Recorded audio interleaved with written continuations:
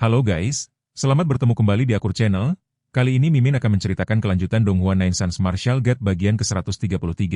Namun tak bosan-bosannya Mimin ingin mengucapkan maaf yang sebesar-besarnya, dikarenakan untuk video dan alur cerita tidak sama, jadi untuk videonya, hanya sebagai bumbu pemanis saja ya guys. Baiklah, supaya tidak berbasa-basi lebih lama lagi, langsung aja kita terobos ke ceritanya. Pada episode sebelumnya, diceritakan di tengah pelatihan di Akademi Penjaga, Ye Yunfei menyadari ancaman ras iblis kuno dan mempersiapkan pil serta rencana tempur, lalu memimpin 4.000 pasukan menuju kota Qingzhou. Saat kota itu diserang besar-besaran dan pasukan Tianxuan terdesak, kedatangannya mengubah keadaan. Dengan formasi pembunuh dan kekuatan luar biasa, ia menghancurkan musuh dan membalikan perang hingga pasukan alien mundur. Setelah kemenangan, namanya menggema sebagai penyelamat, namun ia tetap tenang dan memilih terus berburu iblis. Diam-diam, ia menyusup ke markas musuh dan membantai ratusan ribu iblis untuk memperkuat diri, sementara pihak lawan merencanakan jebakan besar untuk menangkapnya. Kota Qingzhou tampak diselimuti suasana tegang yang berat, seolah udara di dalam rumah besar penguasa kota pun ikut menahan napas. Di aula luas itu, para ahli berkumpul dengan aura serius, sementara cahaya redup memantulkan bayangan panjang di lantai batu yang dingin. Seorang pria lanjut usia berjubah putih, Xiao Shang, berdiri tegap dengan wibawa yang tak terbantahkan, menyampaikan bahwa ia diutus membawa 200.000 pasukan untuk memperkuat pertahanan kota. Suaranya lantang menggema memenuhi ruangan dan menambah bobot pada situasi genting yang sedang berlangsung. Cui Tiangguo, yang berdiri tak jauh darinya dengan sikap penuh kewibawaan, menyambutnya dengan antusias, menyadari bahwa kedatangan Xiao Shang akan memperkuat barisan pertahanan. Namun di balik kata-kata pujian itu, tersirat ketegangan yang sulit disembunyikan.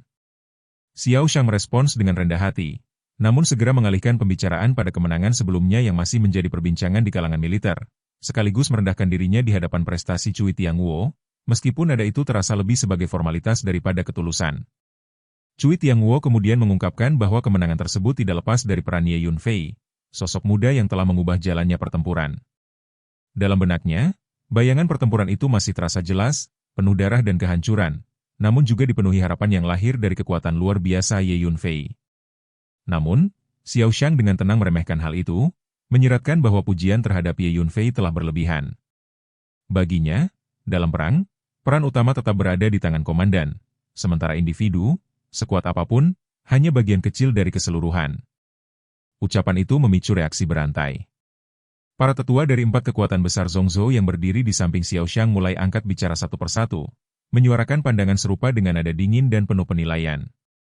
Kata-kata mereka mengalir seperti pisau halus, menyinggung tanpa terlihat kasar, namun cukup untuk menimbulkan ketegangan. Mereka menekankan bahwa memuji seorang junior secara berlebihan bukanlah hal yang baik, bahkan dapat menjadi awal kehancuran. Suasana di aula berubah semakin tegang. Cui Tiangguo terdiam sejenak, merasakan tekanan yang tak kasat mata dari pernyataan-pernyataan itu. Namun sebelum ia sempat merespons, salah satu tetua dari Akademi Penjaga tidak mampu menahan amarahnya. Emosi yang selama ini tertahan akhirnya meledak, suaranya menggema keras, menantang para penentang yang dianggap tidak berhak mengomentari Ye Yunfei. Reaksi itu segera dibalas dengan cibiran dari Xiao Shang, yang menunjukkan sikap dingin dan tak gentar. Sebagai salah satu ahli senior di alam gua surga, ia tidak merasa terintimidasi sedikit pun oleh Akademi Penjaga. Bahkan, seorang tetua dari keluarga terkemuka ikut menambahkan ejekan, memperkeruh suasana yang sudah panas. Melihat situasi yang semakin memanas, Cui Tiangguo dengan cepat mengambil alih kendali. Ia berusaha meredam konflik dan mengarahkan pembicaraan kembali pada hal yang lebih penting, yaitu strategi mempertahankan kota Qingzhou.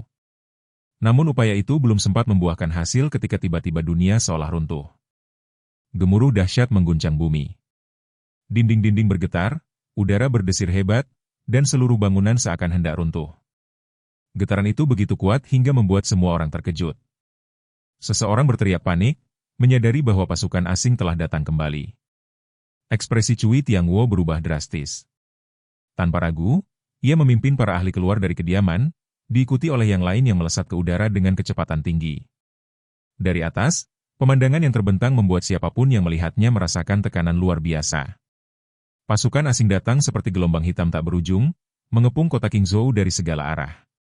Aura iblis yang pekat menutupi langit, menelan cahaya matahari, sementara tawa menyeramkan para iblis kuno menggema tanpa henti, menembus jiwa setiap orang yang mendengarnya.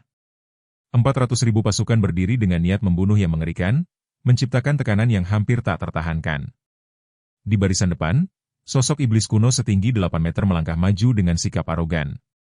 Di belakangnya, lebih dari 300 ahli alam gua surga berbaris rapi, termasuk 7 ahli tingkat ke-9 yang memancarkan kekuatan menakutkan. Ketika mereka melepaskan tekanan secara bersamaan, gelombang energi itu menghantam kota Qingzhou seperti badai, membuat banyak prajurit yang lebih lemah terlempar dan terluka parah. Ketimpangan kekuatan begitu jelas. Pasukan Tianxuan hanya memiliki sekitar 100 ahli alam gua surga, dengan kekuatan tertinggi di tingkat ke-8. Perbedaan ini membuat harapan kemenangan terasa begitu tipis, hampir mustahil. Tawa hina dari pasukan asing semakin memperparah suasana. Mereka meremehkan manusia dengan terang-terangan, menyebut mereka lemah dan tidak layak melawan. Lalu, pemimpin mereka, Suo Tian, mengajukan 2 pilihan yang terasa seperti vonis, menyerahkan Ye Yunfei dan selamat, atau menolak dan menghadapi kehancuran total. Kata-kata itu mengguncang hati semua orang. Pasukan Tianxuan mulai bertanya-tanya, apakah benar semua ini terjadi karena satu orang. Namun di tengah keraguan itu, suara tegas dari Akademi Penjaga dan Cui Tiangguo menolak mentah-mentah gagasan pengkhianatan. Mereka menegaskan bahwa rakyat benua Tianxuan tidak akan pernah menyerahkan salah satu dari mereka sendiri. Namun, di balik keteguhan itu, muncul suara lain. Xiao Shang, dengan nada dingin, mengusulkan bahwa mengorbankan Ye Yunfei demi menyelamatkan kota adalah pilihan yang masuk akal. Usulan itu segera didukung oleh beberapa pihak, termasuk Feng Yunyue, yang secara terang-terangan menyatakan bahwa kepentingan bersama harus diutamakan. Perdebatan memanas. Cui Tiangguo menolak keras, menegaskan bahwa tidak mungkin mempercayai janji musuh. Namun suara-suara lain terus bermunculan, bahkan mencapai puluhan ahli yang setuju untuk menyerahkan Ye Yunfei. Ketegangan mencapai puncaknya ketika seseorang mulai mempertanyakan keberadaan Ye Yunfei. Ketika tidak ada yang melihatnya di medan perang, tuduhan pun muncul bahwa ia telah melarikan diri. Ejekan dan sindiran dilontarkan tanpa henti, memperburuk situasi yang sudah genting. Di tengah kekacauan itu, Feng Yunyue mengusulkan rencana kejam, menangkap murid-murid Ye Yunfei untuk memancingnya keluar. Suo Tian menerima usulan itu dengan tenang, menikmati perpecahan yang terjadi di antara musuhnya. Kemarahan meledak dari pihak Akademi Penjaga, namun suara Xiao Shang kembali menekan mereka. Dalam sekejap, puluhan ahli alam gua surga bergerak, mengepung anggota Akademi Penjaga. Situasi berubah menjadi kacau, dengan ancaman tidak hanya datang dari luar, tetapi juga dari dalam. Cui Tiangguo merasa hatinya dipenuhi kecemasan. Ia tidak hanya menghadapi musuh yang kuat di luar tembok kota, tetapi juga perpecahan yang menggerogoti dari dalam. Ketika ia mencoba menghentikan tindakan itu, Xiao Shang dengan tenang memintanya untuk tidak ikut campur, seolah semua yang terjadi adalah sesuatu yang wajar. Di bawah langit yang gelap oleh aura iblis, kota Qingzhou berdiri di ambang kehancuran, tidak hanya oleh kekuatan musuh, tetapi juga oleh rapuhnya kesatuan di antara para pembelanya. Ekspresi Cui Tiangguo berubah-ubah antara cerah dan gelap, seolah bayangan awan dan cahaya berganti-ganti melintas di wajahnya, memperlihatkan dengan jelas pergumulan batin yang hebat di dalam dirinya. Di balik sorot matanya yang tajam, tersimpan keraguan dan tekanan yang tidak kecil. Ia memahami sepenuhnya bahwa jika ia memilih untuk terlibat dalam masalah ini, maka itu berarti ia akan menyinggung 4 kekuatan tertinggi di Zhongzhou, sebuah tindakan yang membawa konsekuensi serius, bahkan mungkin tak terbayangkan. Namun, di tengah keraguan itu, bayangan Ye Yunfei terus muncul di benaknya, seolah tidak mau menghilang. Sosok pemuda itu, meskipun masih junior, telah menunjukkan bakat luar biasa dan potensi yang begitu menakutkan hingga sulit diabaikan. Terutama adegan ketika Ye Yunfei membunuh lebih dari 60 orang asing yang berpengaruh, sebuah pemandangan yang masih membekas kuat dalam ingatan Cui Tiangguo, membuat jantungnya berdegup setiap kali mengingatnya. Di lubuk hatinya yang terdalam, sebuah firasat samar perlahan tumbuh, mengingatkannya bahwa jika ia tidak menangani masalah ini hari ini, ia mungkin akan menyesalinya seumur hidup. Perasaan itu tidak dapat dijelaskan, tetapi begitu nyata hingga menekan pikirannya tanpa henti. Akhirnya, setelah pergulatan panjang yang menguras pikiran dan tekad, Cui Tiangguo mengambil keputusan. Ia melangkah maju dengan tegas, berdiri di hadapan orang-orang dari Akademi Penjaga, seolah menjadi perisai yang siap menahan segala tekanan. Dalam hatinya, ia telah memilih jalannya. Para bawahan kepercayaannya, yang memahami situasi namun tidak memiliki pilihan lain, ikut menguatkan tekad mereka. Satu persatu mereka melangkah maju, berdiri di depan pasukan Akademi Penjaga, menunjukkan kesetiaan mereka meskipun mengetahui risiko yang akan dihadapi. Sementara itu, para ahli lain di alam gua surga dari benua Tianxuan hanya bisa terdiam. Di satu sisi berdiri 4 kekuatan tingkat atas yang berpengaruh, dan di sisi lain Akademi Penjaga yang juga tidak kalah kuat. Mereka berada di tengah, tidak berani menyinggung pihak manapun, memilih diam sebagai jalan aman. Feng Yunyue, dengan amarah yang tidak disembunyikan, meraung keras, memperingatkan Cui Tianguo agar mempertimbangkan pilihannya dengan baik. Dalam suaranya terkandung ancaman yang jelas, seolah pilihan yang salah akan membawa bencana yang tak terelakkan. Namun Cui Tianguo, yang telah menguatkan tekadnya, membalas dengan sikap tegas, tidak gentar meskipun menghadapi tekanan dari keluarga Feng Yun yang kuat. Kemarahan Feng Yunyue memuncak, sementara di luar kota Qingzhou, para ahli asing justru memandang situasi itu dengan senyum mengejek. Bagi mereka, pemandangan manusia yang saling berselisih di ambang perang hanyalah hiburan yang memuakkan sekaligus menguntungkan. Sementara itu, di tempat yang jauh dari keramaian, di dalam menara pantom yang sunyi, suasana sangat berbeda. Di dalam sebuah kuali besi besar, yang sebelumnya dipenuhi deru memekakan telinga, kini suara itu telah mereda, menyisakan keheningan yang dalam. Pada satu momen tertentu, Ye Yunfei perlahan bangkit dari dalam kuali, tubuhnya diselimuti aura yang tak biasa. Ia bergumam pelan, menyadari bahwa teknik penguatan tubuh gabungan darah iblis surgawi tingkat ke-7 akhirnya berhasil ia kuasai. Ketika ia mengepalkan tinjunya dengan lembut, cahaya ilahi yang tak terbatas langsung menyembur keluar dari tubuhnya, memancar dengan kekuatan yang menggetarkan ruang di sekitarnya. Darah dan ki dalam tubuhnya bergelombang hebat, seolah lautan yang mengamuk, sementara suara mengerikan seperti tsunami meletus dari dalam dirinya. Matanya bersinar dengan cahaya ilahi, tajam dan dalam, seperti mata seorang dewa yang memandang dunia. Pada saat itu, Ye Yunfei merasakan bahwa seluruh tubuhnya dipenuhi kekuatan yang begitu mengerikan hingga mampu merobek gunung dan menghancurkan dunia. Dengan rasa puas, ia menyadari bahwa kekuatan fisiknya hampir berlipat ganda, mencapai 60 juta jin. Ia bahkan memperkirakan bahwa setelah mengintegrasikan cukup ki berat Xuan Huang, kekuatan itu akan meningkat hingga 70 juta jin, cukup untuk menghancurkan bahkan ahli tingkat ke-10 alam gua surga dengan satu pukulan. Lebih dari itu, ia juga telah mengembangkan kemampuan supranatural fisik yang memungkinkan tubuhnya tumbuh hingga 30 sang, meningkatkan kekuatan yang dapat dilepaskannya secara drastis. Tanpa membuang waktu, Ye Yunfei mengeluarkan pagoda Xuan Huang dan mulai mengintegrasikan ki berat Xuan Huang. Dengan peningkatan kekuatan fisiknya, jumlah energi yang dapat ia serap pun meningkat signifikan. Setengah hari kemudian, ia telah menggabungkan 200 untaian ki berat Xuan Huang, mencapai kekuatan gabungan 70 juta jin.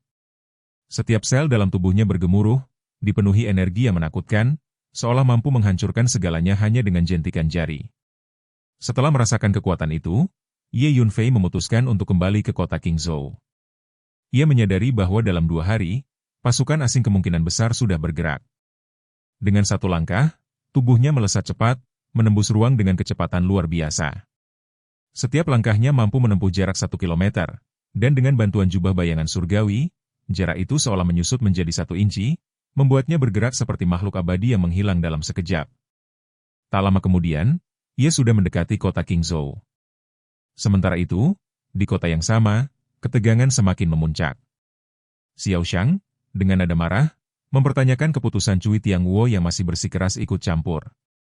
Namun Cui Tianguo tetap teguh, menyatakan bahwa tidak mungkin mempercayai janji pasukan asing, dan bahwa dalam situasi seperti ini, persatuan adalah satu-satunya jalan. Namun, Feng Yunyue tidak ingin berlama-lama. Dengan tawa dingin, ia memerintahkan untuk segera bertindak. Para ahli dari 4 kekuatan besar segera mengepung Akademi Penjaga, memanfaatkan kesempatan emas untuk menekan mereka. Perintah Xiao Shang pun dikeluarkan. Dalam sekejap, lebih dari 100.000 pasukan bergerak seperti gelombang pasang, mengepung lebih dari 4.000 anggota Akademi Penjaga. Jumlah yang sangat timpang itu menciptakan tekanan yang luar biasa. Namun, para anggota Akademi Penjaga tidak gentar.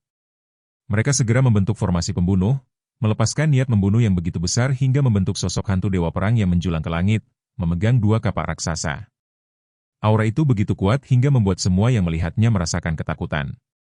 Bahkan para ahli asing di kejauhan terkejut, menyadari betapa mengerikannya formasi tersebut. Suo Tian, pemimpin pasukan alien, memandang dengan mata berbinar, menyadari nilai luar biasa dari formasi itu dan bertekad untuk mendapatkannya. Pertempuran pun meletus. Para ahli alam gua surga dari kedua pihak saling bertabrakan, melepaskan kekuatan yang mengguncang langit. Namun, dengan jumlah yang lebih sedikit, pihak Akademi Penjaga perlahan mulai terdesak. Di tengah tekanan itu, Salah satu tetua Akademi Penjaga meraung, menyatakan bahwa Ye Yunfei akan segera keluar dari pengasingan dan membalas semua ini. Namun Xiao Xiang hanya menanggapinya dengan tawa dingin, meremehkan Ye Yunfei sebagai seorang junior. Tepat pada saat itu, sebuah suara dingin tiba-tiba terdengar, memotong suasana yang penuh ketegangan. Semua orang menoleh serentak, dan di langit, seorang pemuda dengan wajah dipenuhi amarah muncul, melayang dengan aura yang menekan. Ye Yunfei akhirnya kembali. Pada saat itu, suasana yang telah tegang seketika berubah menjadi lebih bergelora ketika banyak sekali orang berseru kaget, suara mereka saling bertumpuk, membentuk gelombang keterkejutan yang menyebar ke seluruh medan. Nama yang disebut itu seolah mengguncang udara. Ye Yunfei akhirnya muncul di saat paling genting. Di kejauhan, para ahli dari alam lain menatap tajam ke arah sosok yang melayang di udara. Mata mereka menyipit, penuh penilaian dan ketidakpercayaan. Mereka mencoba memahami bagaimana seorang pemuda yang tampak biasa saja, bahkan terlihat seperti orang yang masih awam, bisa menjadi sosok yang dikabarkan telah membunuh lebih dari 60 ahli dari alam gua surga mereka. Pikiran itu terasa mustahil, namun kenyataan di hadapan mereka tidak bisa disangkal. Di sisi lain, ketiga tetua Akademi Penjaga, kelima tetua biasa, serta Cui Tiangguo dan yang lainnya tidak mampu menyembunyikan kegembiraan mereka. Kehadiran Ye Yunfei seperti cahaya yang menembus kegelapan, membawa harapan yang sempat hampir padam. Sebaliknya, Xiao Xiang dan kelompoknya menunjukkan perubahan ekspresi yang jelas. Wajah mereka mengeras, menjadi muram dan penuh kewaspadaan. Dengan sikap tenang, Ye Yunfei mengangguk dan tersenyum kepada orang-orang dari Akademi Penjaga, seolah situasi genting ini tidak lebih dari hal biasa baginya. Di dalam formasi pembunuh yang terdiri dari lebih dari 4.000 orang, matanya menangkap sosok-sosok yang familiar, Du Guhuan, Wu Heishan, dan lainnya, termasuk Long Yingning yang berdiri dengan aura tegas. Setelah pertempuran besar sebelumnya, mereka semua tampak lebih dingin, lebih tanpa ampun, seolah telah ditempa oleh darah dan kematian. Begitu Long Yingning melihat Ye Yunfei, emosinya langsung meluap. Dalam sikapnya tergambar kemarahan terhadap mereka yang dianggap menjijikan, dan tekad untuk tidak membiarkan satupun lolos. Ye Yunfei menanggapinya dengan anggukan tenang, keyakinannya jelas, tidak satupun dari mereka akan berhasil melarikan diri. Tatapan Ye Yunfei kemudian beralih perlahan ke arah Xiao Xiang dan yang lainnya. Sebelumnya, meskipun berada jauh, kekuatan jiwanya telah menangkap seluruh kejadian yang berlangsung, memberinya gambaran yang jelas tentang apa yang telah terjadi. Tidak ada yang terlewat dari pengamatannya. Feng Yunyue dari keluarga Feng Yun melangkah maju, mencoba mengambil alih situasi. Dalam sikapnya tersirat keyakinan bahwa dengan dukungan Xiao Xiang yang merupakan ahli tingkat ke-8 alam gua surga dan puluhan ribu pasukan di belakangnya, Ye Yunfei tidak akan mampu berbuat banyak. Ia menyampaikan bahwa pasukan alien datang khusus untuk Ye Yunfei, dan bahwa pengorbanan satu orang demi keselamatan seluruh kota adalah pilihan yang masuk akal, bahkan menjanjikan penghargaan besar sebagai imbalan. Namun, respons Ye Yunfei begitu dingin dan meremehkan. Dalam tatapannya, Feng Yunyue tidak lebih dari sosok yang tidak layak diperhitungkan. Dengan kekuatan yang dimilikinya sekarang, seorang ahli tingkat ke-6 alam gua surga seperti Feng Yunyue memang tidak lebih dari seekor semut. Kemarahan Feng Yunyue meledak. Harga dirinya sebagai tetua keluarga Feng Yun terluka oleh sikap Ye Yunfei yang memperlakukannya seperti seorang junior yang dimarahi. Namun sebelum ia sempat menyelesaikan kata-katanya, Ye Yunfei telah bergerak. Dengan gerakan sederhana, Ye Yunfei mengangkat tangannya dan mengepalkan tinjunya, lalu menyerang dari jarak jauh. Ledakan energi yang dahsyat langsung terbentuk, jejak kepalan tangan itu muncul seperti dewa yang mendorong roda raksasa melintasi langit, membawa kekuatan yang tak terhentikan menuju targetnya. Feng Yunyue terkejut, namun tidak tinggal diam. Ia mengerahkan seluruh kekuatannya, tubuhnya memancarkan cahaya seperti giok, berubah menjadi sosok mistis yang berkilau.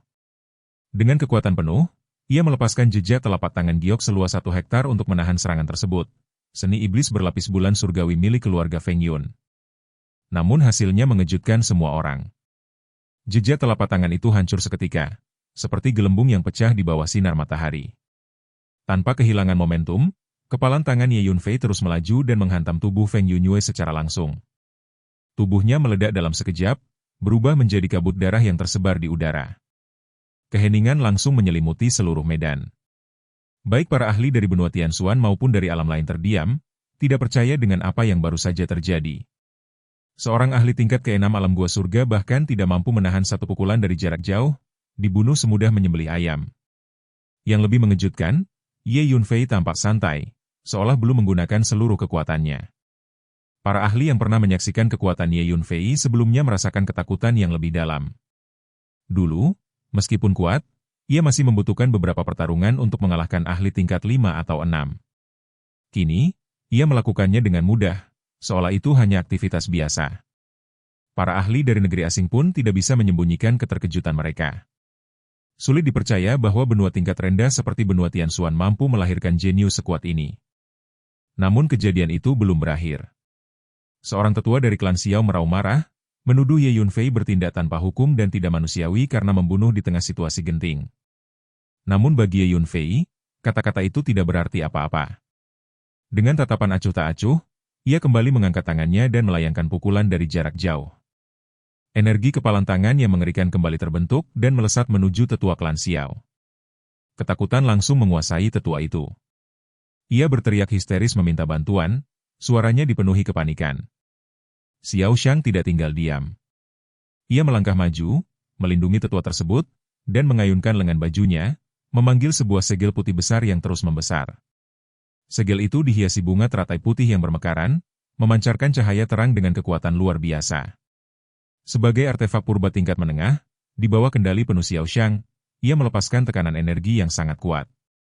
Namun, ketika kepalan tangan Ye Yunfei bertabrakan dengan segel tersebut, hasilnya kembali mengejutkan. Segel putih itu terpental ke belakang, sementara Xiao Shang sendiri terpaksa mundur puluhan langkah, darah dan ki dalam tubuhnya bergolak hebat. Kengerian muncul di wajahnya. Sebagai ahli tingkat ke-8 alam gua surga, bahkan dengan senjata kuat, ia masih tidak mampu menahan serangan Ye Yunfei. Tetua klan Xiao yang selamat merasa campuran antara lega dan malu, namun tetap mencoba mempertahankan sikapnya. Namun sebelum ia sempat melanjutkan, Ye Yunfei kembali menyerang. Kepalan tangan kedua meluncur tanpa ampun. Xiao Shang menggertakkan giginya dan kembali mengaktifkan segel sihir putih untuk menahan serangan. Namun kali ini, segel itu hancur berkeping-keping, tidak mampu menahan kekuatan yang datang. Xiao Shang terpental lebih dari 100 langkah, sementara sisa kekuatan pukulan itu tetap melaju dan menghantam tubuh tetua klan Xiao. Dalam sekejap, tubuhnya hancur berkeping-keping, lenyap tanpa sisa di bawah kekuatan ilahi yang tak tertandingi. Di bawah langit yang dipenuhi aura perang, semua orang akhirnya menyadari satu hal, Ye Yunfei bukan lagi sekadar jenius muda, melainkan kekuatan yang mampu mengubah jalannya pertempuran dengan satu gerakan sederhana. Mendesis. Suara tajam itu seolah menembus udara, memicu gelombang keterkejutan yang menjalar ke seluruh medan.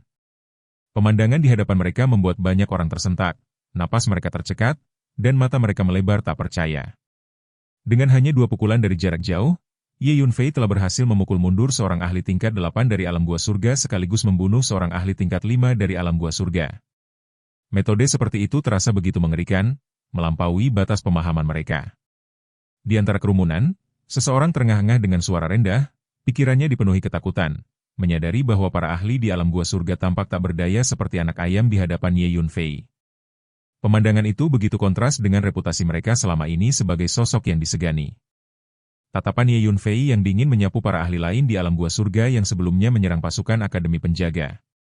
Dalam pandangannya tidak ada belas kasihan, hanya ketegasan yang mematikan, seolah keputusan telah diambil tanpa ruang untuk negosiasi.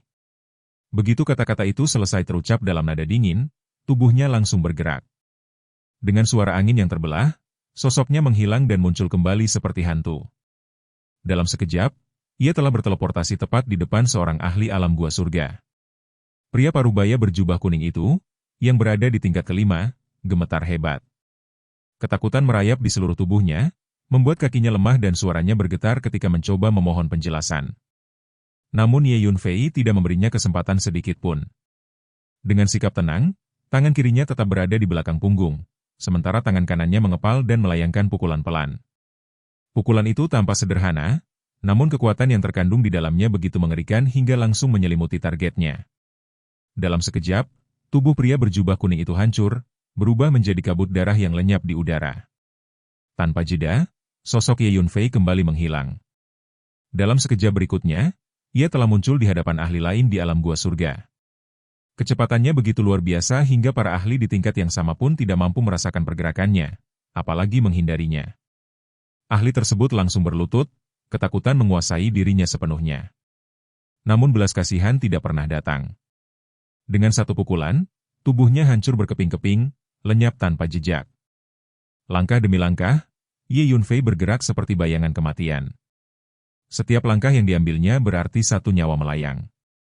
Para ahli alam gua surga itu bereaksi dengan berbagai cara. Ada yang melarikan diri dengan panik, ada yang memohon belas kasihan dengan suara gemetar, ada yang menangis, ada yang mencoba melawan dengan sisa keberanian, ada yang memaki, bahkan ada yang mencoba menyuap demi keselamatan. Namun semua itu tidak berarti apa-apa di hadapan Ye Yunfei. Ia mengabaikan semuanya, menghancurkan mereka satu persatu dengan pukulan yang sama, sederhana namun mematikan. Sebelumnya, termasuk Xiao Shang, ada 20 ahli dari alam gua surga yang menyerang Akademi Penjaga. Kini, Ye Yunfei melangkah 17 kali berturut-turut, dan dalam setiap langkahnya, satu nyawa terhapus. 17 orang tewas tanpa perlawanan berarti.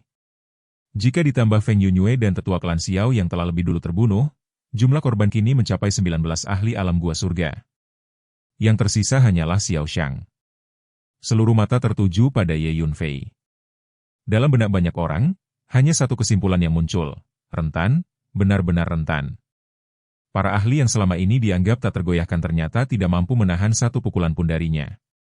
Mereka, yang dulunya disegani di seluruh benua Tianxuan, kini tampak seperti lalat di hadapan kekuatan yang absolut. Di tengah ketegangan itu, Cui Tianghuo tidak mampu menahan kegembiraannya.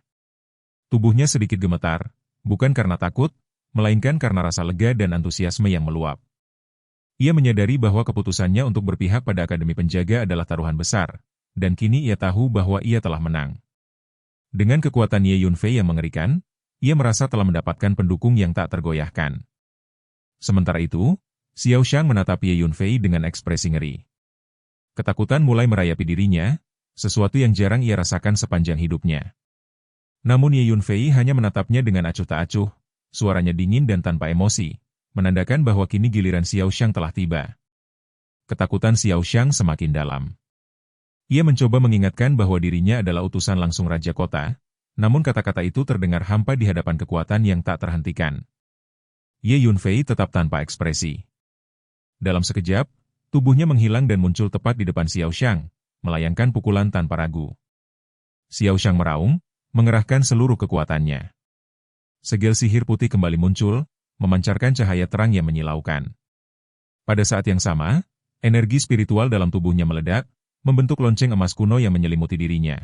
Perisai lonceng emas, teknik pertahanan yang sangat kuat. Tak hanya itu, sebuah pedang melengkung berwarna cian muncul di tangannya, dan ia menebas dengan kekuatan penuh seperti sambaran petir. Namun semua itu tidak cukup. Tinju Ye Yunfei menghantam segel sihir putih, melemparkannya jauh. Lalu menghancurkan pedang cian menjadi serpihan logam. Akhirnya, tinju itu menghantam lonceng emas. Retakan muncul, menyebar dengan cepat, hingga akhirnya seluruh pertahanan itu hancur berkeping-keping. Jeritan menyedihkan Xiao Shang terdengar. Tinju itu menembus dadanya, menciptakan lubang berdarah yang mengerikan. Dalam tatapannya, tersisa kebencian dan penyesalan yang tak berujung sebelum akhirnya tubuhnya jatuh dan kehilangan nyawa. Hanya dengan satu pukulan, seorang ahli tingkat 8 dari alam gua surga tewas. Wajah banyak orang kembali berubah, dipenuhi keterkejutan yang lebih dalam dari sebelumnya. Dengan tenang, Ye Yunfei memandang Cui Tianghuo dan menyampaikan bahwa tidak boleh ada satupun bawahan Xiao Shang yang tersisa. Cui Tianghuo yang menatapnya merasakan ketegangan yang aneh, menyadari bahwa kekuatan Ye Yunfei berada pada tingkat yang sama sekali berbeda. Namun kemudian, suasana berubah. Ye Yunfei menunjukkan penghargaan atas dukungan Cui Tianghuo dengan memberinya botol pil berharga. Ketika Cui Tianghuo membukanya, keterkejutan kembali melanda dirinya. Pil itu sangat mirip dengan pil tingkat 7 yang legendaris. Harapan yang selama puluhan tahun ia pendam tiba-tiba muncul kembali. Dengan penuh rasa terima kasih, ia membungkuk dalam-dalam, menyadari bahwa keputusan yang ia ambil sebelumnya telah mengubah nasibnya. Setelah itu, tatapan Ye Yunfei beralih ke kejauhan, menuju para ahli asing. Ia melihat para pembunuh dari makam Tianyo dan mencibir, menyadari bahwa situasi ini telah berkembang lebih jauh. Suo Tian, pemimpin pasukan alien, mencoba berbicara. Namun sebelum kata-katanya selesai, Ye Yunfei telah bergerak. Tubuhnya melesat seperti bola meriam, menembus langit dengan kecepatan luar biasa. Awalnya masih terlihat jelas, namun kemudian berubah menjadi seberkas cahaya yang meninggalkan jejak putih panjang di udara. Gesekan dengan ruang menciptakan jalur asap, seolah langit itu sendiri terbelah. Dalam sekejap, ia telah menerobos barisan musuh. Dengan kekuatan fisik sebesar 70 juta jin, setiap gerakannya membawa kehancuran. Perkemahan musuh hancur seperti tahu, makhluk apapun dalam radius 10 kaki langsung meledak menjadi potongan daging dan tulang. Hujan darah dan daging membasahi tanah, menciptakan pemandangan yang mengerikan. Dalam waktu singkat, ratusan ribu pasukan asing tewas atau terluka. Para pendekar dari benua Tianxuan di kota Qingzhou hanya bisa berdiri seperti patung, wajah mereka kosong, sepenuhnya tercengang oleh kekuatan yang baru saja mereka saksikan. Ye Yunfei terlalu cepat, hanya dalam sekejap, dia telah membunuh puluhan ribu pasukan asing. Sosoknya bergerak seperti bayangan yang tak bisa ditangkap, melintasi ruang dengan kecepatan yang bahkan sulit diikuti oleh mata para ahli sekalipun. Setiap lintasan tubuhnya meninggalkan jejak kehancuran, dan setiap langkahnya membawa kematian dalam jumlah besar. Bahkan para ahli dari alam lain pun sempat tercengang oleh kekuatan dahsyat Ye Yunfei. Untuk sesaat, mereka kehilangan ketenangan yang selama ini mereka jaga, seolah pikiran mereka tidak mampu memproses kenyataan yang terjadi di depan mata. Namun keterkejutan itu tidak berlangsung lama. Tak lama kemudian, mereka tersadar dan meraung marah, suara mereka mengguncang langit, penuh dengan amarah dan niat membunuh yang membara. Dalam sekejap, satu demi satu sosok tajam melesat, mengepung Ye Yunfei dari segala arah seperti badai yang menutup setiap celah. Secara khusus, 7 ahli tingkat 9 dari alam gua surga bergerak dengan kecepatan luar biasa. Mereka seperti sambaran petir yang menyambar langit, membawa kekuatan dahsyat saat menyerbu ke arah Ye Yunfei, menciptakan tekanan yang membuat ruang di sekitarnya bergetar. Namun Ye Yunfei tidak tinggal diam. Ia melepaskan energi spasialnya, dan tubuhnya menghilang ke dalam kehampaan, seolah lenyap tanpa jejak. Saat ia muncul kembali, lokasinya telah berubah, membuat serangan musuh menjadi sia-sia. Tanpa ragu, Ye Yunfei menyerbu kembali. Tubuhnya bagaikan Tyrannosaurus Rex yang mengamuk di tengah kawanan mangsa, penuh kekuatan brutal yang tak terbendung. Tanpa menggunakan jurus khusus apapun, ia hanya mengandalkan kekuatan fisiknya yang mengerikan, menghancurkan satu demi satu prajurit alien dimanapun ia lewat. Dari kejauhan, pemandangan itu tampak seperti hujan kembang api merah yang meledak tanpa henti. Setiap ledakan merah tua adalah kabut darah yang terbentuk dari tubuh makhluk asing yang hancur. Dalam waktu singkat, dunia seakan berubah menjadi lautan darah yang luas, dipenuhi serpihan daging dan tulang yang beterbangan. Lebih dari 300 ahli di alam gua surga dari pasukan alien meraung dengan putus asa. Mereka mencoba mencegat Ye Yunfei dengan segala cara, namun semua usaha itu sia-sia. Pergerakan Ye Yunfei tidak dapat diprediksi, dan kemampuannya untuk menyelinap ke dalam ruang membuatnya mustahil ditangkap. Beberapa saat kemudian, ia kembali menyerbu, menghancurkan lebih dari 100.000 pasukan asing dalam satu gelombang serangan yang tak terbendung. Dari hampir 400.000 pasukan, lebih dari 200.000 telah musnah di tangannya. Sisa pasukan kini kurang dari 200.000. Pemandangan itu begitu luar biasa hingga menimbulkan satu pemikiran yang sama di benak banyak orang. Satu orang bisa memusnahkan seluruh pasukan. Itulah arti dari kekuatan yang benar-benar tak terkalahkan. Di kota Qingzhou, Cui Tianguo dan para ahli alam gua surga lainnya hanya bisa menatap dengan kosong. Mereka tidak mampu berkata-kata, hanya bisa menghela napas dalam hati, menyadari bahwa mereka sedang menyaksikan sesuatu yang melampaui batas pemahaman manusia. Sementara itu, para pendekar bela diri lainnya dari benua Tianxuan merasakan darah mereka mendidih. Semangat bertarung mereka bangkit, dan mereka berharap bisa bergegas maju untuk bertarung bersama Ye Yunfei. Tiba-tiba, teriakan menggema dari barisan akademi penjaga, diikuti oleh pasukan Tianxuan lainnya. Ratusan ribu tentara meraung bersama, suara mereka bergema jauh hingga bermil-mil, mengguncang langit dan bumi. Namun di sisi lain, kepanikan mulai melanda pasukan alien. Suotian meraung putus asa, menyadari bahwa jika keadaan ini terus berlanjut, seluruh pasukan mereka akan musnah. Ia segera memerintahkan untuk mengaktifkan arai penekan langit primordial. Seorang pria berjubah hitam, Tuan Lu, merespons dengan cepat. Ia mengeluarkan sebuah bendera besar setinggi lebih dari 10 meter, yang berkibar hebat tertiup angin. Dengan lambaian tangan, bendera itu dilemparkan ke kehampaan. Pada saat yang sama, puluhan pria berjubah hitam lainnya juga mengeluarkan bendera besar dan menancapkannya ke dalam ruang pada posisi tertentu.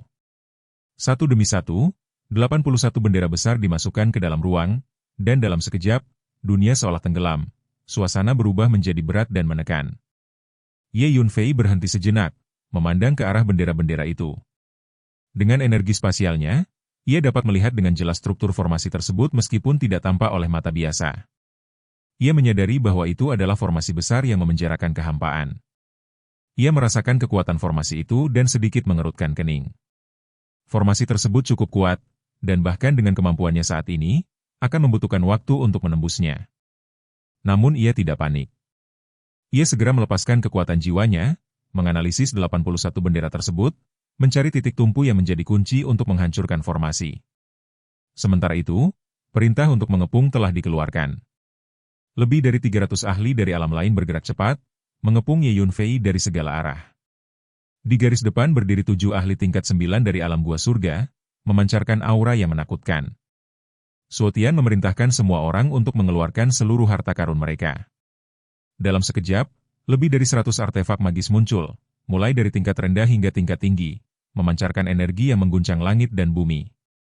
Bahkan terdapat 20 artefak tingkat tinggi di antara mereka. Para ahli yang tidak memiliki senjata kuat pun melepaskan teknik mereka, menciptakan gelombang serangan yang menyesakan. Di tengah kepungan itu, Ye Yunfei tetap berdiri dengan tenang, tangan di belakang punggungnya, tanpa sedikit pun rasa takut. Ia menyatakan bahwa ia tidak perlu melarikan diri, karena ia akan membunuh mereka semua. Kata-katanya memicu kemarahan para ahli iblis kuno.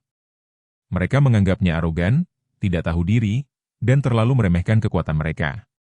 Seorang cendekiawan berjubah putih bahkan mencibir, menyebutnya sebagai barbar dari benua rendah yang tidak memahami arti menghormati kekuatan. Suo Tian kemudian menawarkan 2 pilihan, menyerah dan melayani Raja Iblis, atau mati.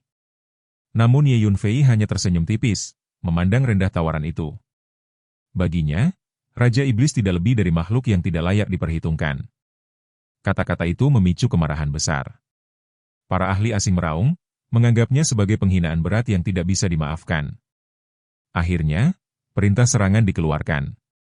Suo Tian mengayunkan palu besi hitam besar, artefak tingkat tinggi yang diselimuti kilat hitam, menghantam dengan kekuatan yang mampu mengguncang langit dan bumi. Pada saat yang sama, Tuan Lu menyerang dengan pedang hitamnya, melesat seperti naga hitam di udara. Para ahli lain juga mengaktifkan artefak mereka, menciptakan gelombang energi yang mengerikan. Mereka yang tidak memiliki senjata pun melepaskan teknik mematikan mereka. Dalam sekejap, serangan yang tak terhitung jumlahnya, seperti hujan deras, menghujani Ye Yunfei dari segala arah, menutup setiap kemungkinan untuk menghindar. Tawa keras dan penuh kemenangan menggema di medan pertempuran yang dipenuhi darah, ketika Lord Suo Tian memandang Ye Yunfei dengan keyakinan yang meluap. Dalam pikirannya, formasi kekosongan terlarang Hunyuan telah menutup semua celah, membuat teknik gerakan aneh Ye Yunfei tidak lagi dapat digunakan. Keyakinan itu membuatnya merasa bahwa hasil pertempuran telah ditentukan. Namun di tengah kepungan lebih dari 300 pakar asing yang menyerbu dari segala arah, Ye Yunfei justru tampak tenang. Ekspresinya tidak berubah, matanya dingin dan dalam, seolah semua ini hanyalah permainan kecil di hadapannya. Dalam hatinya, ia menyadari bahwa untuk sementara ia tidak dapat memasuki ruang tersebut, tetapi ia juga memahami satu hal sederhana. Untuk menghadapi mereka, ia sama sekali tidak membutuhkan teknik itu. Pada saat berikutnya, sebuah raungan mengguncang langit.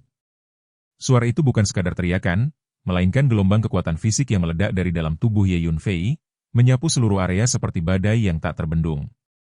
Di bawah tatapan takjub semua orang, tubuhnya mulai tumbuh, semakin tinggi, semakin besar, hingga dalam waktu singkat ia berubah menjadi raksasa setinggi 30 kaki. Sosok itu berdiri di udara, menjulang tinggi ke awan, seperti dewa kuno yang turun ke dunia. Tekanan yang dipancarkannya begitu berat hingga membuat banyak orang kesulitan bernapas.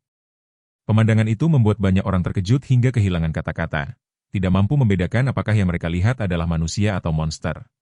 Beberapa ahli tua dari negeri asing, yang memiliki pengetahuan luas, segera menyadari apa yang terjadi. Mereka terkejut karena ini adalah kekuatan supranatural legendaris dari tubuh fisik, sesuatu yang hanya bisa dicapai oleh teknik penguatan tubuh yang sangat langka dan berharga. Bahkan Lord Suo Tian pun tidak bisa menahan desahannya, menyadari mengapa Raja Iblis menginginkan teknik tersebut. Tanpa menunggu, Ye Yunfei mengepalkan tinju kanannya. Kepalan itu, sebesar gunung kecil, menghantam ke depan dengan kekuatan yang mengerikan. Energi yang dilepaskan membentuk badai dahsyat yang menyapu radius 10 mil, menghancurkan segala yang dilaluinya. Lebih dari 100 ahli dari alam lain langsung terdorong mundur, tubuh mereka terguncang hebat. Bahkan lebih dari selusin ahli di tingkat rendah alam gua surga hancur berkeping-keping, tubuh mereka meledak menjadi darah dan daging yang berserakan. Perintah pun terdengar dari pihak musuh. Semua senjata dikerahkan, dan lebih dari 100 artefak magis menghujani Ye Yunfei secara bersamaan, menciptakan gelombang kehancuran yang menyesakkan. Namun Ye Yunfei tetap tenang. Dengan satu gerakan, ia memanggil 2 pedang hitam panjang dan sebuah segel putih besar, artefak yang ia peroleh dari pertempuran sebelumnya. Ketiganya melayang di hadapannya, diaktifkan dengan energi yang kuat. Meski tubuhnya kini raksasa, kecepatannya tetap luar biasa. Dalam sekejap, ia mengubah posisi, menghindari serangan yang datang seperti hujan. Lalu, dengan kekuatan fisiknya yang kini mencapai puluhan juta jin, ia mengayunkan kakinya. Ruang di sekitarnya langsung terkompresi dan meledak, menciptakan awan energi besar yang mengembang seperti jamur. Bahkan retakan kecil muncul di ruang itu, tanda bahwa dunia itu sendiri tidak mampu menahan kekuatan yang dilepaskan. Dalam satu ayunan kaki, puluhan ahli dari alam lain hancur menjadi debu. Hanya segelintir yang selamat, itu pun dalam kondisi luka parah, tubuh mereka retak dan darah mengalir tanpa henti. Namun pertempuran belum berakhir.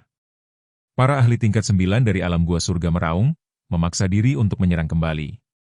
Artefak dan teknik mematikan kembali menghujani Ye Yunfei dari segala arah. Tiba-tiba, Ye Yunfei menarik napas dalam-dalam. Udara dan energi dalam radius beberapa mil tersedot ke dalam tubuhnya. Lalu, ia melepaskan raungan dahsyat, teknik raungan singa dari klan singa gila. Suara itu seperti letusan puluhan gunung berapi sekaligus, atau guntur ilahi yang mengguncang langit. Gelombang suara menyapu ke segala arah, membuat semua orang merasa seolah ribuan petir meledak di dalam telinga mereka. Lebih dari 20 ahli langsung meledak di tempat, berubah menjadi kabut darah. Puluhan lainnya terluka parah, darah mengalir dari mulut dan hidung mereka. Tanpa henti, Ye Yunfei mengayunkan tangannya dan mengumpulkan lebih dari selusin artefak magis yang ditinggalkan oleh korban. Lalu, tubuhnya yang besar melesat maju seperti gunung yang bergerak. Setiap pukulan dan tendangan yang ia lepaskan membawa kematian. Dengan lengan dan kaki yang panjang, ia menghancurkan musuh tanpa memberi mereka kesempatan untuk menghindar.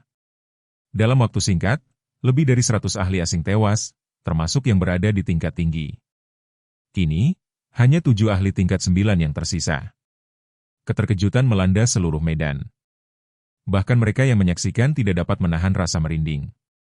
Lebih dari 300 ahli dengan senjata kuat menyerang bersama, namun Ye Yunfei justru membantai mereka satu persatu. Namun di tengah pertempuran, sebuah perubahan tiba-tiba terjadi. Pemimpin altar makam Tianyu muncul diam-diam di belakang Ye Yunfei, menyerang dengan pedang hitam yang menembus udara dan langsung mengenai jantungnya. Serangan itu begitu cepat dan tak terduga hingga Ye Yunfei tidak sempat menghindar. Sorak kemenangan langsung pecah dari pasukan asing. Mereka mengira bahwa akhirnya monster itu telah tumbang. Namun harapan itu hanya berlangsung sesaat. Dengan dingin, Ye Yunfei tertawa. Luka di dadanya sembuh dengan cepat, menghilang tanpa bekas. Auranya tetap stabil, tidak tergoyahkan sedikit pun. Semua orang menyadari bahwa serangan mematikan itu tidak berpengaruh sama sekali. Kengerian langsung menyebar di antara para musuh. Jika seseorang tidak bisa dibunuh, maka bagaimana mungkin ia bisa dikalahkan? Tanpa memberi kesempatan, Ye Yunfei langsung membalas. Ia muncul di depan pemimpin altar Lu, mengayunkan pedang hitam raksasa. Teknik pedang abadi terbang dilepaskan, memancarkan cahaya yang begitu indah sekaligus mematikan. Serangan itu terlalu cepat, terlalu sempurna. Pemimpin altar tidak mampu menghindar. Garis darah muncul di tubuhnya, membelahnya menjadi 2 bagian. Seorang ahli tingkat 9 kembali jatuh. Tanpa berhenti, Ye Yunfei melanjutkan serangan, membunuh ahli tingkat 9 lainnya hanya dengan beberapa gerakan. Ketika akhirnya Suotian menyadari bahwa mereka tidak memiliki peluang, ia memerintahkan mundur. Namun sudah terlambat. Dengan tawa keras, Ye Yunfei meraih bendera formasi dari ruang, satu demi satu, hingga seluruh formasi hancur.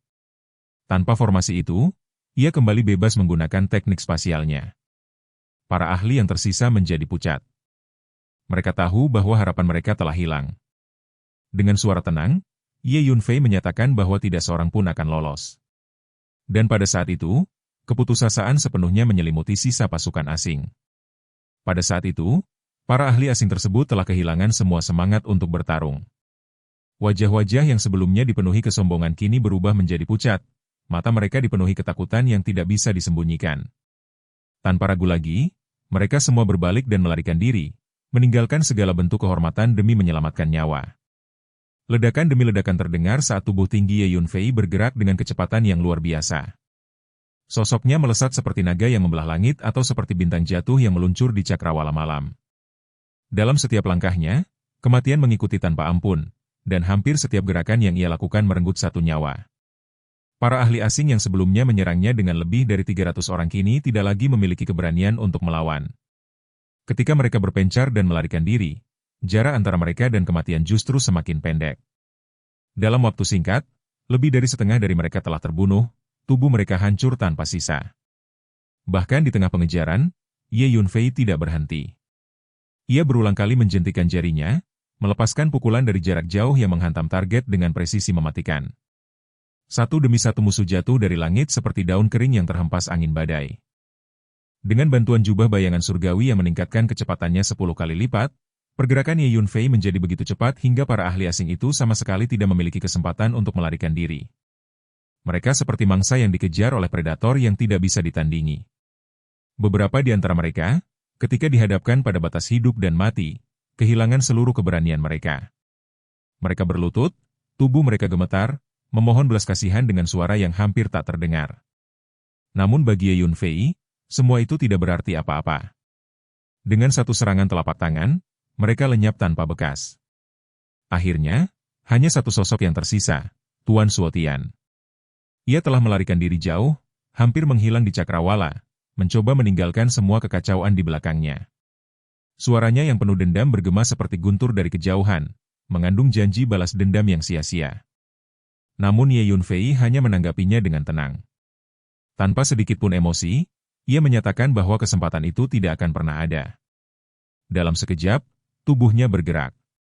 Dengan sedikit tekukan lutut, ia melompat tinggi, dan tubuhnya yang besar melesat seperti peluru raksasa, membelah langit dengan kecepatan yang mencengangkan. Angin di sekitarnya meraung keras, seolah langit itu sendiri terbelah oleh lintasannya. Hanya dalam satu momen, ia telah mendarat tepat di depan Suotian. Tatapannya dingin, menekan, membuat udara di sekitar terasa membeku. Suotian, meskipun dipenuhi rasa takut yang merambat hingga ke tulang, memaksa dirinya untuk tetap berdiri. Ia mencoba mengandalkan nama Raja Iblis sebagai pelindung. Namun semua itu terdengar lemah di hadapan Ye Yunfei. Jawaban Ye Yunfei sederhana, sebuah pukulan. Kepalan tangan sebesar bukit kecil menghantam tanpa ampun.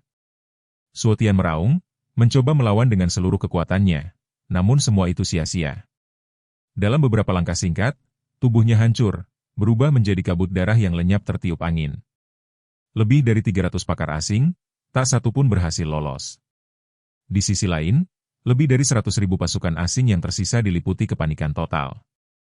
Mereka berteriak, berlarian ke segala arah, mencoba menyelamatkan diri dari kehancuran yang tak terhindarkan.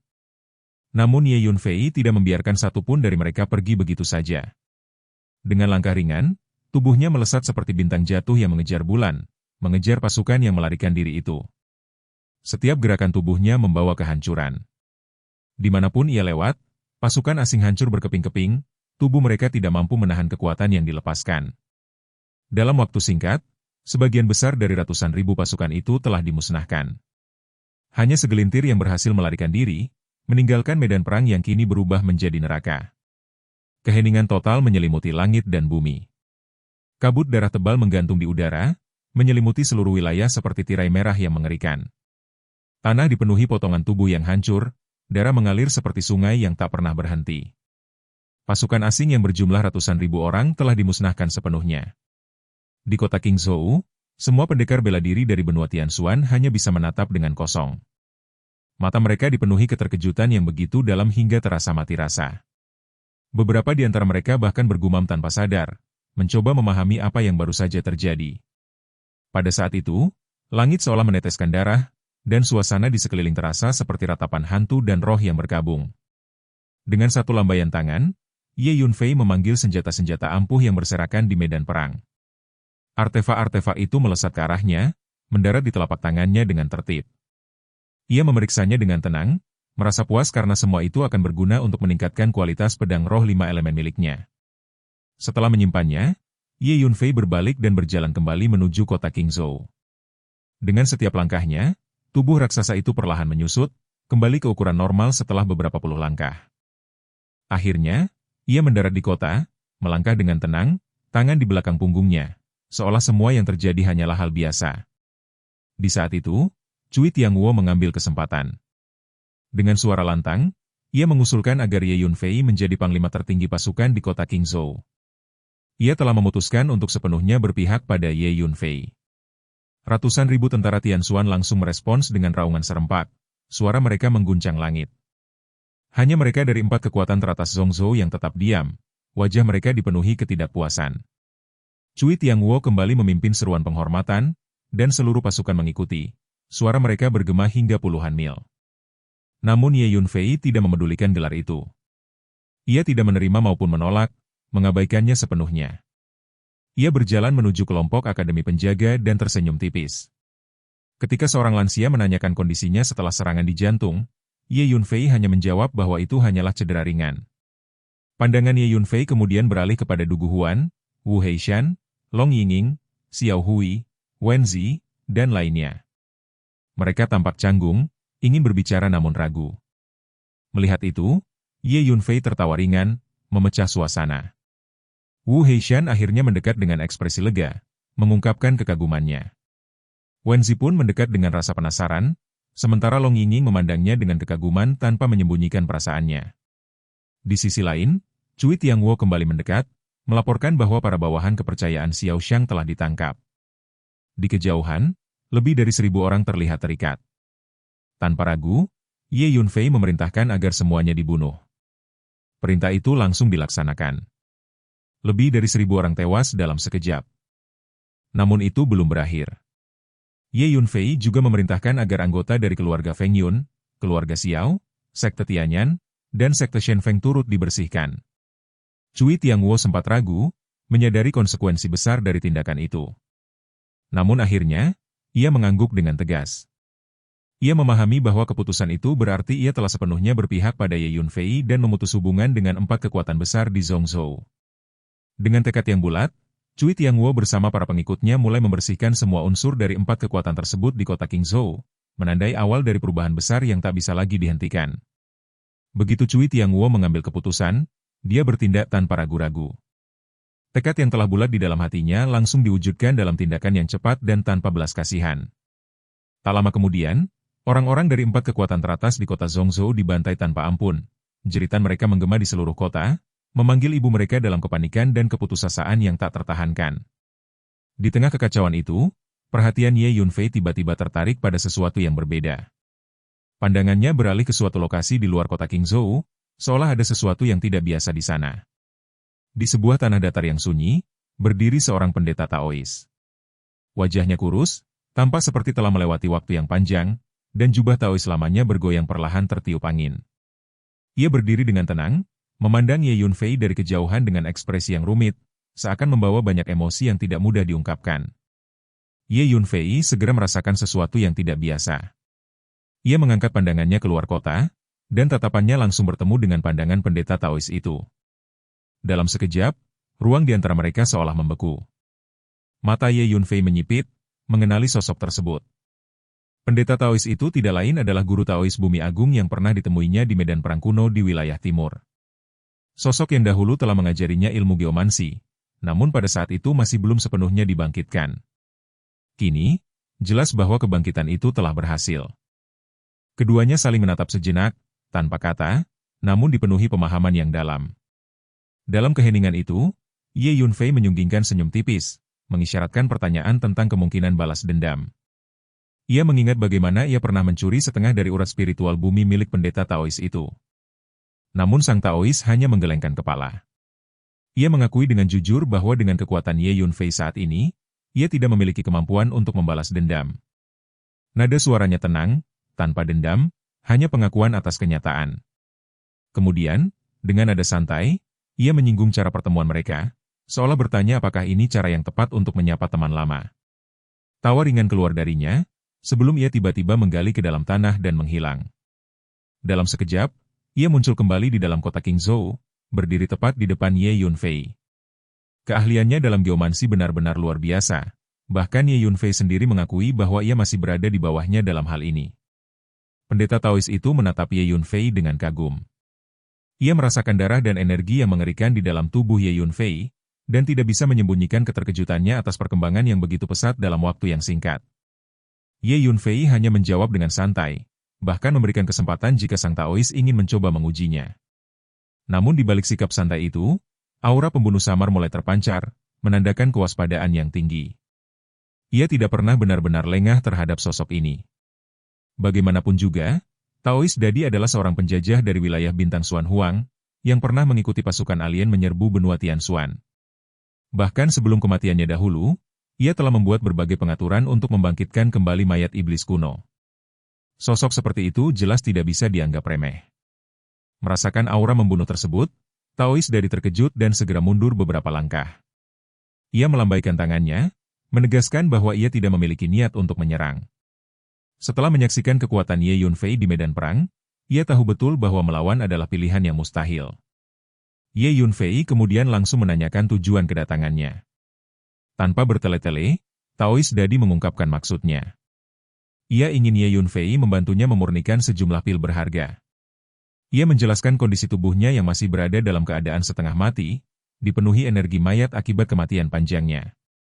Jika tidak segera diselesaikan, ia bisa berubah menjadi makhluk setengah manusia setengah mayat. Untuk itu, ia membutuhkan pil pengumpul esensi dan peningkat yang. Ye Yunfei memeriksa dengan kekuatan jiwanya dan memang menemukan bahwa tubuh Taois Dadi diselimuti energi mayat yang menyeramkan.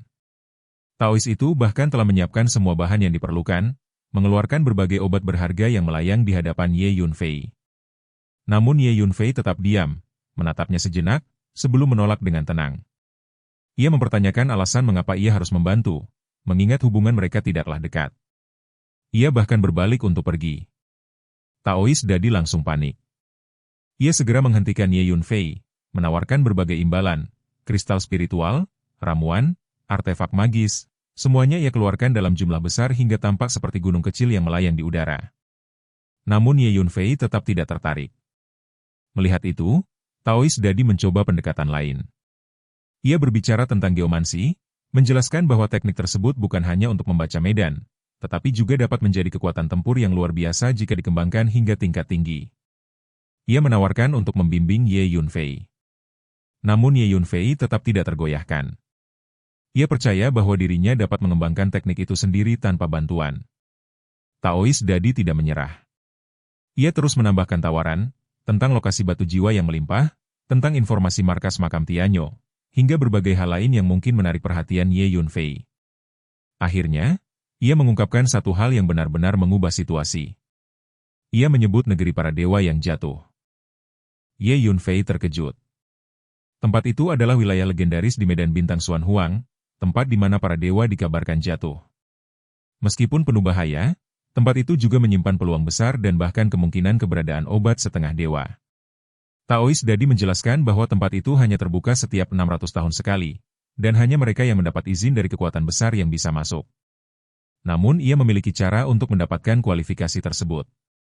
Ia menawarkan untuk membawa Ye Yunfei masuk, sebagai imbalan atas bantuan memurnikan pil. Ye Yunfei akhirnya tertarik.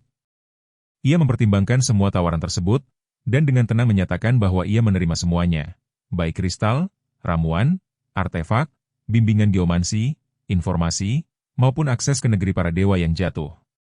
Mendengar itu, Taois Dadi langsung meraung, merasa Ye Yunfei terlalu rakus. Namun setelah menghela napas panjang, ia akhirnya menyerah. Ia benar-benar membutuhkan pil tersebut, dan tidak memiliki pilihan lain. Dengan nada pasrah, ia menerima kesepakatan itu. Di sisi lain, Ye Yunfei hanya tersenyum tipis. Sebuah kerjasama telah tercapai, namun di balik itu, masing-masing pihak tetap menyimpan perhitungan mereka sendiri. Di tengah suasana yang masih dipenuhi jejak darah dan kehancuran, Ye Yunfei berdiri dengan tenang, seolah seluruh kekacauan itu tidak lebih dari riak kecil di permukaan danau. Dengan nada datar namun tegas, ia menyampaikan bahwa dirinya tidak memiliki waktu untuk meracik pil saat ini, meminta agar diberi sedikit waktu untuk menyelesaikan urusan yang sedang ia tangani. Kata-kata itu membuat Taois Dadi sedikit mengernyit. Ia bertanya-tanya apalagi yang bisa lebih penting dari kesepakatan mereka. Namun ketika Ye Yunfei dengan santai menjelaskan bahwa ia akan menyingkirkan semua musuh asing yang menyerang benua Tianxuan, suasana seketika berubah. Taois Dadi terdiam sejenak. Ia memandang pemuda di hadapannya dengan tatapan yang lebih dalam, menyadari bahwa apa yang dikatakan Ye Yunfei bukanlah kesombongan, melainkan fakta yang hampir pasti akan terjadi. Setelah beberapa saat, ia mengangguk, menerima keputusan itu dan menyatakan bahwa ia akan kembali mencarinya setelah semua urusan selesai. Namun Ye Yunfei belum selesai. Dengan senyum tipis yang mengandung makna, ia menyinggung asal-usul Taois Dadi sebagai bagian dari wilayah bintang Xuan Huang, seolah menguji reaksinya terhadap rencana pembantaian tersebut. Taois Dadi hanya tertawa ringan, menjelaskan bahwa wilayah bintang Xuan Huang dipenuhi oleh kekuatan yang tak terhitung jumlahnya, dan invasi ke benua Tianxuan hanyalah tindakan dari sebagian kecil kekuatan, terutama ras iblis kuno dan sekutunya. Ia menegaskan bahwa dirinya tidak memiliki hubungan dengan mereka, dan bahkan jika seluruh ras iblis kuno dimusnahkan, hal itu tidak akan memengaruhinya sedikit pun. Bagi Taois Dadi, dunia ini memang selalu dipenuhi oleh persaingan yang kejam. Ia telah melihat terlalu banyak kejadian serupa sepanjang hidupnya, sehingga tidak lagi merasa perlu untuk ikut campur.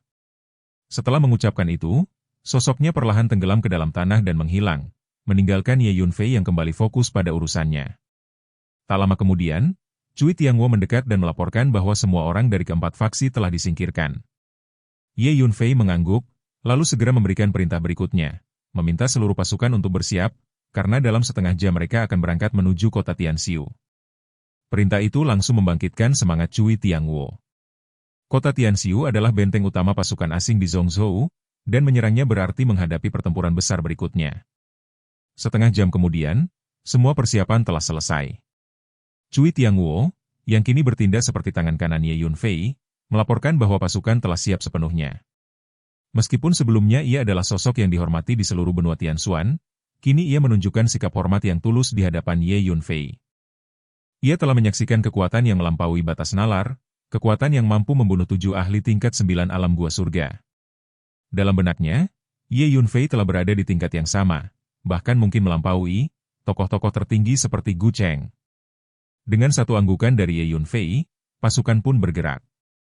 Lebih dari 300.000 tentara meninggalkan kota Qingzhou, melangkah dalam formasi besar yang mengguncang bumi. Derap langkah mereka seperti guntur yang bergulung, membawa semangat perang yang membara menuju kota Tianxiu. Sementara itu, berita tentang pertempuran di kota Qingzhou menyebar dengan kecepatan yang mencengangkan. Dari Zhongzhou hingga wilayah timur, dari dataran barat hingga hutan belantara utara dan perbatasan selatan, seluruh benua Tianxuan terguncang oleh kabar tersebut. Detail demi detail mulai terungkap, tentang bagaimana Ye Yunfei seorang diri membunuh lebih dari 300 ahli alam gua surga, termasuk 7 ahli tingkat 9, serta menghancurkan pasukan asing berjumlah 400.000 orang. Reaksi yang muncul pun luar biasa. Banyak praktisi bela diri yang berseru tak percaya, menyadari bahwa seseorang yang mampu membunuh ahli tingkat 9 berarti telah mencapai tingkat yang nyaris tak terkalahkan. Nama Ye Yunfei mulai disebut sebagai sosok yang tak tertandingi di seluruh benua Tianxuan. Namun tidak semua orang merasa kagum. Di kalangan 4 kekuatan besar Zhongzhou, suasana justru dipenuhi kesunyian dan wajah muram. Di sebuah puncak gunung, seorang pemuda berjubah ungu berdiri dengan tinju terkepal erat, Qin An. Di dalam hatinya, kemarahan dan ketidakpuasan membara. Ia tidak dapat menerima kenyataan bahwa dirinya, yang merupakan roh surgawi dengan bakat luar biasa, terus tertinggal jauh di belakang Ye Yunfei. Perasaan tidak berdamai itu menggerogoti dirinya dari dalam. Sementara itu, di Akademi Penjaga, suasana justru dipenuhi kegembiraan. Para tetua dan murid bersorak, bangga atas pencapaian Ye Yunfei. Di keluarga Ye, para tetua bahkan meneteskan air mata, merasa bahwa leluhur mereka telah memberkati keluarga dengan seorang jenius yang luar biasa. Di sebuah ruangan tersembunyi, Ye Tianpeng bergumam pelan, seolah berbicara kepada seseorang yang tidak terlihat, mengungkapkan kebanggaan seorang ayah. Namun di sisi lain, kemarahan juga membara. Di dasar laut barat, di dalam istana bawah tanah yang luas, seorang iblis kuno menjulang tinggi meraung dengan amarah yang mengguncang seluruh ruangan. Ia tidak bisa menerima kenyataan bahwa seorang manusia muda telah membantai begitu banyak anggota klan mereka. Seorang penasihat di sampingnya mencoba menenangkan situasi, namun juga mengakui bahwa kekuatan Ye Yunfei akan menjadi ancaman serius bagi rencana besar mereka. Meski begitu, iblis tersebut tetap percaya diri. Ia telah mengirim laporan kepada Raja Iblis, dan bala bantuan akan segera datang. Baginya, Ye Yunfei masih belum layak menjadi musuh sejati bagi ras iblis kuno. Sementara itu, di kota Pelangi Ungu, markas pasukan Tianxuan, suasana tegang menyelimuti kediaman penguasa kota. Penguasa kota kuno duduk di singgasananya, wajahnya menunjukkan campuran antara keterkejutan dan kekaguman. Ia tidak pernah menyangka bahwa Ye Yunfei memiliki kekuatan sebesar itu, bahkan merasa bahwa selama ini pemuda itu telah menyembunyikan kemampuan sebenarnya. Namun suasana segera berubah. Para perwakilan dari keluarga Feng Yun, klan Xiao, sekte angin ilahi, dan sekte api surgawi berdiri satu persatu, menuntut keadilan. Mereka menuduh Ye Yunfei bertindak kejam, membunuh tanpa pandang bulu, bahkan terhadap sesama manusia. Suara mereka menggema di aula, penuh tuntutan dan kemarahan. Dan untuk sesaat, keheningan yang berat menyelimuti seluruh kediaman penguasa kota, seolah badai besar akan segera pecah. Dan, adegan ini pun mengakhiri pertemuan kita kali ini. Terima kasih kepada semua yang telah menyimak dari awal sampai akhir video ini. Dan juga Mimin ingin mengucapkan terima kasih yang sebesar-besarnya kepada semua yang sudah subscribe Akur Channel. Semoga semuanya dimudahkan rezekinya, dan dilancarkan segala urusannya, juga disehatkan selalu setiap saat, dan terhindar dari segala penyakit. Amin.